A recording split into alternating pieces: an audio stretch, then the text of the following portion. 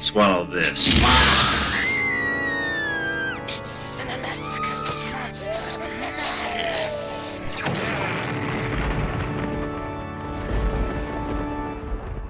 The Exorcist II, The Heretic.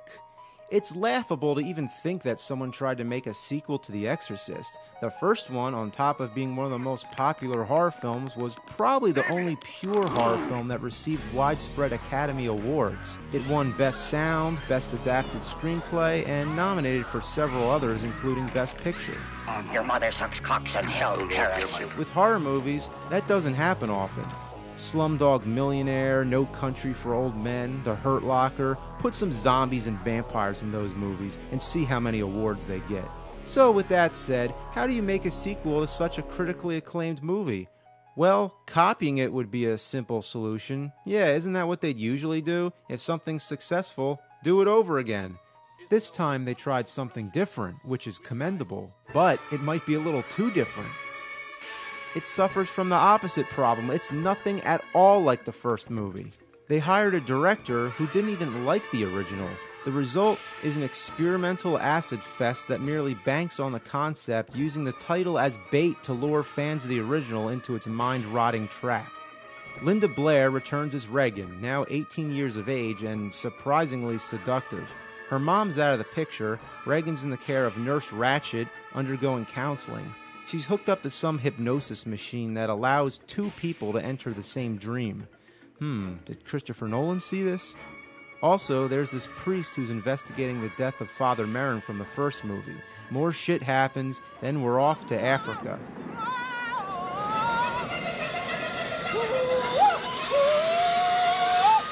What are we watching right now? By the time I get through this POV shot, I'll be a vegetable. Unless something really exciting happens at the end. What is it? What are we building up to? Here it comes. Holy shit, it's James Earl Jones! He turned into a leopard. Now he's dressed as a locust? What's going on here? This movie came out the same year as Star Wars. I'd like to think that when James Earl Jones was recording the voice for Darth Vader, he was still in the middle of filming Exorcist II. Yeah, he was in the locust costume all along. Where are those transmissions you intercepted? What have you done with those plans? Commander, tear this ship apart until you found those plans and bring me the passengers. I want them alive! Just to give you an example of how random this movie is, check out this scene where the priest confronts the witch doctor. The witch doctor spits out a tomato. It lands on a bed of spikes in the water. Now, watch what happens. Well, that was a bad idea. You might be thinking, what does any of this have to do with The Exorcist? Well, there's not really an exorcism. And the Heretic, I'm still not sure who or what that is. Maybe the Heretic is the director of the film, I don't know. It should have been called Swarm of the Locusts, because there are a lot of locusts in it. You do see Regan in the familiar makeup from the first movie, and there are flashback scenes with Max von Sydow, Father Merrin from the original.